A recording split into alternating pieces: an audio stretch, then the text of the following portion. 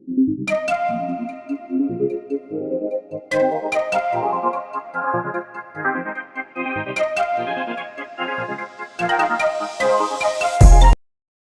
everyone, how are you all? So welcome to my channel once again. So hope you all are doing very well. I'm also good. So as continue with the chapter that is the British from trader to rulers. Okay. So today we are going to do this topic that is the arrival of the European traders. तो यानी कि arrival of the European traders में जो first जो हमारे European जो traders आए India trade करने के लिए वो थे आपके फर्स्ट इज द पोर्चुगीज, ठीक है, और Portugal has played basically to be Portuguese. Okay, so write it here. Portuguese, I think so. ठीक है, U-E-S-E, yes, Portuguese. Okay, so now Portuguese के बारे में देखते हैं क्या लिखा है. Portuguese was the first European to arrive and set up a trading base in India. पहले थे पोर्चुगीज जिन्होंने इंडिया जो पहली फर्स्ट टाइम आए और इन्होंने ट्रेड को लेकर एक बेस सेटअप किया यहाँ इंडिया में. They manage to establish their monopoly over trade with India, और यहाँ पर इन्होंने अपनी मोनोपोली बना ली थी इंडिया के साथ ट्रेड करने की, यानी कि सिर्फ पोर्चुगीज ही इंडिया के साथ ट्रेड करेंगे. पोर्चुगीज की जो कंपनीज हैं, पुर्तगाल की जो कंपनी है वो भी ट्रेड करेंगी और कोई ट्रेड नहीं करेंगी. इसी को कहते हैं monopoly. And other south east Asian countries for over a century. ठीक है, तो पोर्चुगीज ने एक मोनोपोली ऐसी बना ली थी कि इस तरीके से अपने आप को सेटअप कर लिया था कि इंडिया और साउथ ईस्ट एशियन कंट्रीज के साथ पोर्चुगीज ही ट्रेड करेंगे और कोई ट्रेड नहीं करेगा. ठीक है, तो अराउंड जो है आपका पोर्चुगीज ने इंडिया और साउथ ईस्ट एशियन कंट्रीज के साथ जो ट्रेड किया दैट इज अबाउट 100 ईयर्स तक, यानी कि ओवर अ सेंचुरी. यहाँ पे लिखा हुआ है that is over a century, यानी कि पूरे एक सेंचुरी तक, यानी पूरे 100 इयर्स तक इन्होंने पोर्चुगीज ने ट्रेड किया.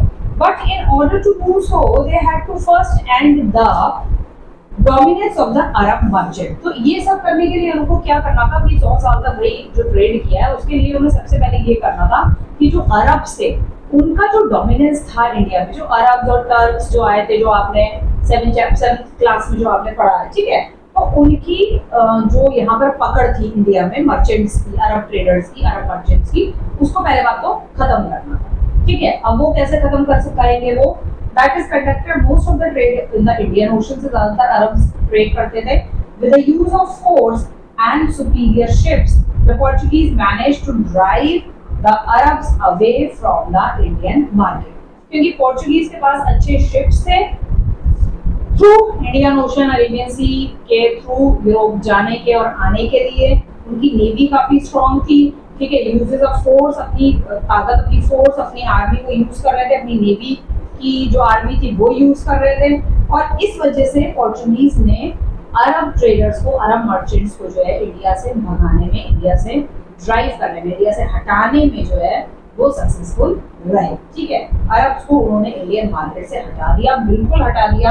And they set up several trading settlement. यहाँ पर इन्होंने कई सारे ट्रेडिंग सेंटर खोले, ओपन किए कोस्टल एरिया के आसपास, along the coastal area in Calicut, Cochin, Diu, Daman, basin, सालसटा and Goa में. ठीक है, तो इसलिए आप अगर गोवा जाओगे और अगर आपको इंटरेस्ट है, ठीक है, कि इंडिया में कौन कौन सा बहुत सारा ऐसा, वैसे तो इंडिया में बहुत सारे डिफरेंट कल्चर है. इंडिया में सिर्फ इंडियन कल्चर ही ब्रीथ नहीं कर रहा है. इंडिया में बहुत सारा और डिफरेंट कल्चर ब्रीथ कर रहा है. फ्रांस, डच का, पोर्चुगीज का, मुगल्स का, ठीक है, ब्रिटिशर्स का, बहुत सारे लोग जो थे इंडिया आए, क्योंकि फर्स्ट उन लोग पोर्चुगीज था that is the Vasco the gamma, जिन्होंने ये रूट इंडिया के लिए ओपन किया था. ठीक है, तो पोर्चुगीज फर्स्ट जो थे वो स्टैंड हुए आपके गोवा में. गोवा में जो है आपको पोर्चुगीज कल्चर काफी देखने को मिलेगा, बहुत सारा. Even the Israeli culture, even the Turkish culture, Israeli भी कई साल पहले जो है इंडिया के साउथ इंडिया में जो है कई साल पहले करीब 4000 इजरायली आए थे. ठीक है, इंडिया आए थे. एंड धीरे धीरे वो इजरायली खत्म हो गए, क्योंकि यहाँ पर कुछ दूसरे जो रिलीजन के पीपल्स थे, मतलब स्पेशली अदर रिलीजन में, यहाँ पे मैंने बोलना नहीं चाहती हूँ, अदर रिलीजन के लोग जो थे, ठीक है, उन लोगों ने जो था वो इजराइलियों को जो है मार दिया गया, क्योंकि वो यहूदी थे। इजराइली इज बेसिकली यहूदी होते हैं, वो जीसस क्राइस्ट को फॉलो करते हैं, ठीक है। और आज मतलब इस समय इंडिया में सिर्फ 30 इजराइली फैमिलीज जो है सिर्फ वही बची हुई है, ठीक है।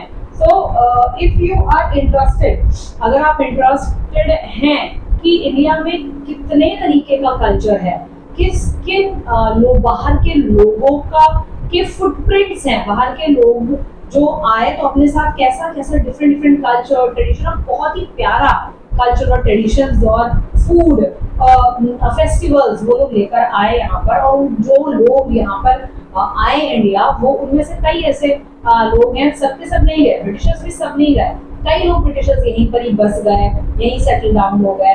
टर्किश, इजराइली और आपके मुगल्स, मुस्लिम्स जो आज हैं यहाँ पर, आपको पता ही है, और आपके और कौन है, पोर्चुगीज, डच, फ्रेंच, बहुत सारे पीपल्स यहाँ पर रहते हैं, ठीक है। साउथ में आप अगर गोवा साइड आप जाओगे तो वहाँ पे एक शॉप है जिसे that is a cafe, restaurant type है, and that is a Turkish cafe. एक है इजराइली कैफे, वहाँ पे आपको इजराइली कल्चर का फूड और ये सारी चीजें मिलेंगी। टर्किश कैफे में आपको वहाँ का मिलेगा।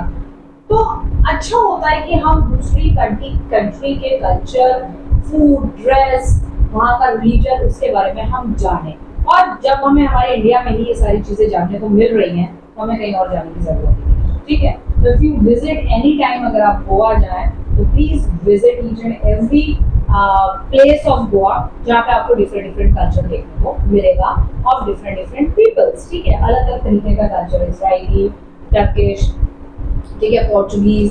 तो पोर्चुगीज बेसिकली क्योंकि गोवा से पहले उन्होंने एंटर किया था, and the person is the Vasco दा गामा, जिन्होंने रूट हो जाएगा। अभी आप आगे पढ़ोगे, Portuguese ship began to sail regularly to India, ये लोग रेगुलरली इंडिया आते थे and return to Europe with a large quantity of goods, और इंडिया से काफी लार्ज क्वांटिटी में गुड्स लेकर जो है यूरोप जाते थे, ठीक है। यहाँ से गुड्स लेकर वो यूरोपियन मार्केट में डिफरेंट यूरोपियन कंट्रीज में सेल आउट करते थे। हाँ, जो मैं कह रही थी, अगर आप लोग बहुत इंटरेस्ट है अलग अलग कल्चर जानने के लिए तो गोवा जब आप जाएं तब आप जाएं, लेकिन there is a one channel, एक चैनल है आपका, दैट इज एपिक, ठीक है, बहुत अच्छा चैनल है, and you will enjoy each and everything on this channel. आप इस चैनल को देखें लगातार, बराबर इवनिंग के टाइम पे, मॉर्निंग टाइम पे आप उसको देख सकते हैं, और इसमें आपको बहुत सारी नॉलेज, बहुत सारा डिफरेंट कल्चर आपको देखने को मिलेगा, ठीक है। So next is the trader made huge profit from these trips, और जो ट्रेडर्स आते थे, पोर्चुगीज ट्रेडर्स, वो काफी ज्यादा प्रॉफिट कमाते थे इन एक ट्रिप से, क्योंकि वहां वो हाईएस्ट दामों में बेचते थे, बहुत प्रॉफिट कमाते थे। The enormous profit made by the Portuguese attracted the Dutch to India, और जितना वो कमाते थे तो ये प्रॉफिट, इतना सारा प्रॉफिट पोर्चुगीज का देखकर जो डच के लोग थे वो लोग भी बड़े अट्रैक्टेड हुए कि यार ये पोर्चुगीज जो है, पोर्चुगल जो है वो बड़ा, ये लोग कंट्री बड़ी पैसा कमा रही है यार, बड़ा इनकी अच्छा हो रहा है, और यूरोपियन मार्केट्स में जो ये अपने गुड्स भी बड़े हाई रेट पे सेल करते थे। तो ये चीज काफी प्रॉफिट उनका कमाना, उनके ट्रेडर्स बहुत प्रॉफिट कमा रहे थे, जिसकी वजह से डच जो थे वो भी जो थे इनसे अट्रैक्ट होने लगे, और दे आल्सो वांट कि इंडिया से हम ट्रेड करें, ठीक है। So they were followed by the Britishers, तो फिर उसके बाद डच के बाद ब्रिटिशर्स आए, ब्रिटिशर्स के बाद फिर फ्रेंच भी आए इंडिया ट्रेड करने के लिए, जैसे I already told you in the previous video. Now come to the next is about the Dutch.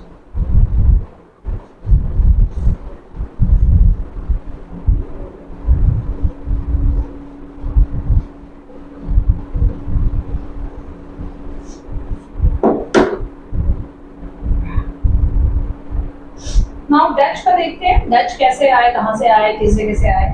The Dutch East India Company was formed in 1602. तो डच जो ईस्ट इंडिया कंपनी थी वो हमारी company थी आपकी 1602 में, that is Dutch east India company.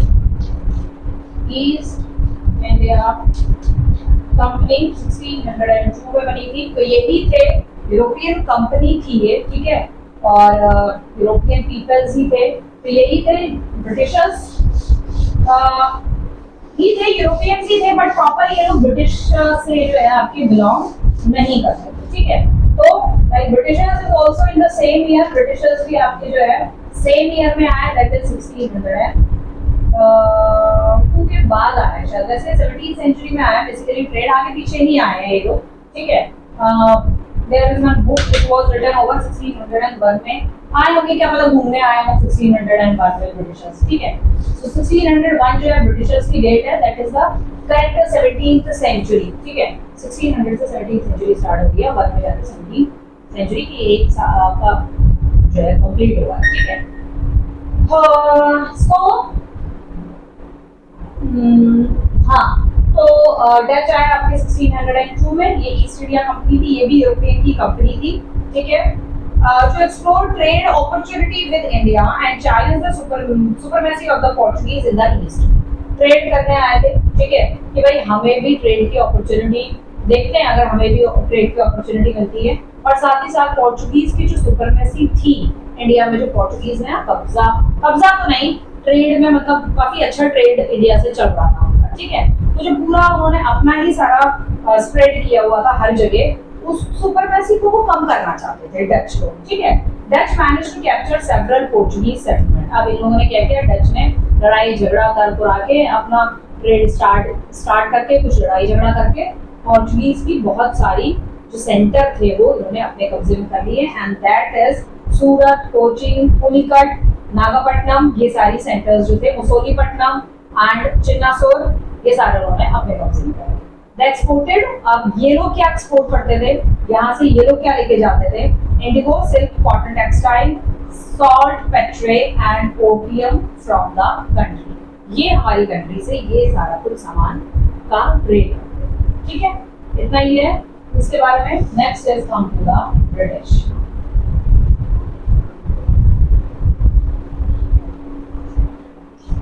Okay. Encouraged by the successful voyages of British explorers, Britishers को भी काफी encouragement मिला इन सबको ट्रेड करते हुए देखने से around the world in 1580 and British victory over the Spanish Armada in 1588। ठीक है, ब्रिटिश ईस्ट इंडिया कंपनी लोगो, ब्रिटिश ईस्ट इंडिया कंपनी का लोगो एनसीईआरटी बुक में भी आपको देखने को मिल जाएगा, ठीक है। तो encourage by the successful voyages, बहुत सारे वॉयजेस इंडिया आए, बहुत सारे ट्रैवलर्स आए, बहुत सारे एक्सप्लोरर्स आए, उनको देखकर ब्रिटिशर्स को भी जो है ना एनकरेजमेंट मिला, ठीक है, कि हम भी जो है डिफरेंट प्लेसेस में हम भी जाते हैं। और ब्रिटिशर्स ने वैसे भी ऑल ओवर द वर्ल्ड पे रूल किया है, not only India, south east Asian countries, Australia, America, Africa, European countries में भी, फ्रांस वगैरह में इनका भी रूल रहा है, ठीक है। ब्रिटिशर्स ने ऑल ओवर वर्ल्ड जो है रूल किया है, ठीक है। And British victory over the Spanish armada, Spain, that is Spanish armada company थी, ठीक है, उस पर ब्रिटिशर्स ने कब्जा कर लिया, विक्ट्री करी स्पेन में। 1588 the British began to think to establish trade with the east, ठीक है।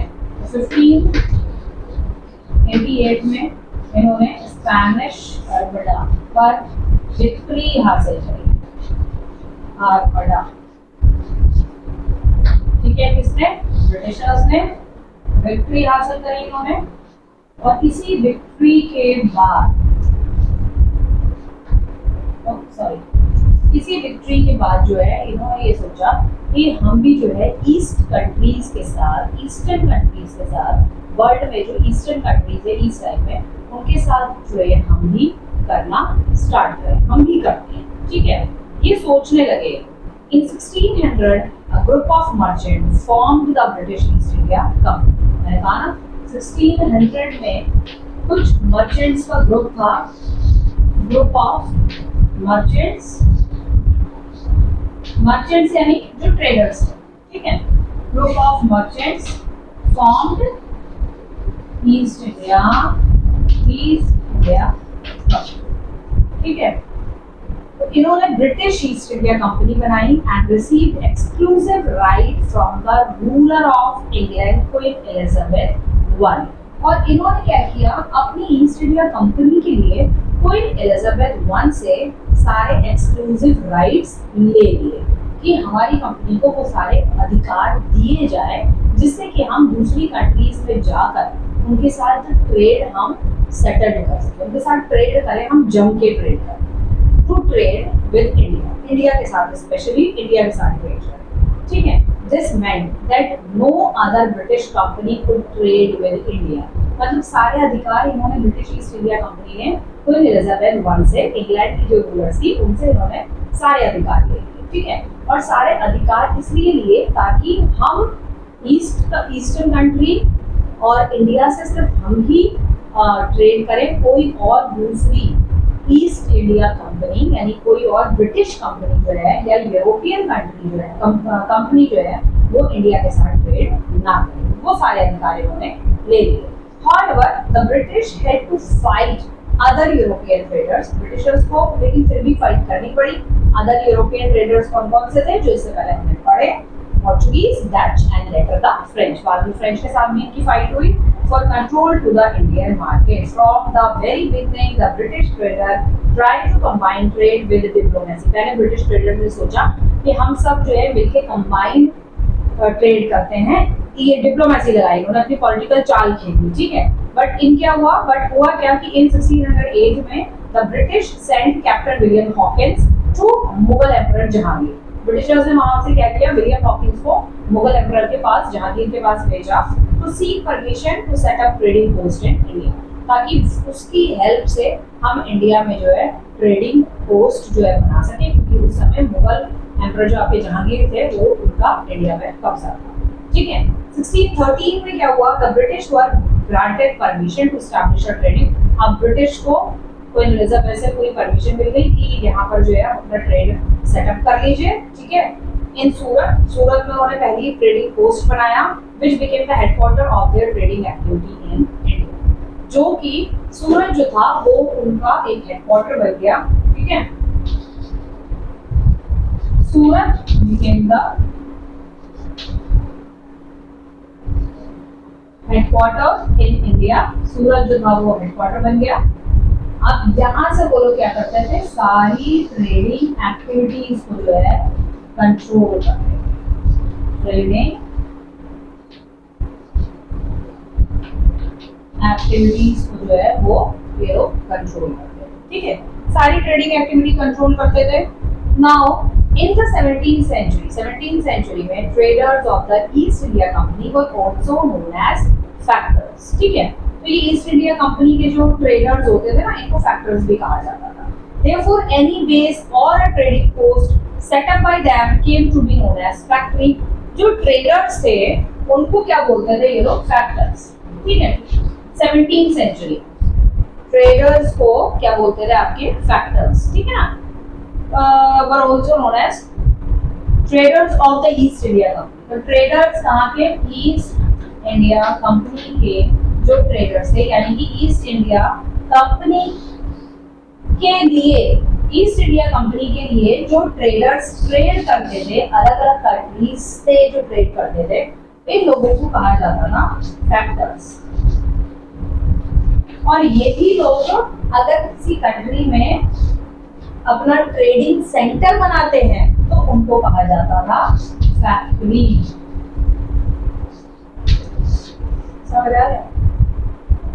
ये ट्रेडर्स हैं ईस्ट इंडिया कंपनी के। ईस्ट इंडिया कंपनी के लिए ये लोग ट्रेड कर रहे हैं, ये इंसान है, ये लोग हैं कि ईस्ट इंडिया कंपनी के लिए ट्रेड कर रहे हैं। और इनको वहां पर ब्रिटिश ईस्ट इंडिया कंपनी जो है तो बोलती थी फैक्टर्स, ठीक है। इनको कहा जाता था फैक्टर्स। अब ये जो फैक्टर्स होते थे, जहां पर भी ये लोग ट्रेडिंग पोस्ट बनाते थे, ट्रेडिंग सेंटर बनाते थे, उसे कहा जाता था फैक्ट्री, ठीक है। तो इसलिए ब्रिटिश ईस्ट इंडिया कंपनी किस नाम से बाद में चलती चली कि ब्रिटिशर्स ने अपनी फैक्ट्री खोल दिया, ब्रिटिशर्स ने फैक्ट्रियां खोली, ठीक है। सो देखो, base for a trading post set up by them is to be called as known as factory, ठीक है। A factory usually had a storehouse। Factory में एक स्टोर हाउस होता था where goods for export were kept। जो export के लिए जो गुड्स जाने हैं, बाहर जाने हैं, ठीक है। तो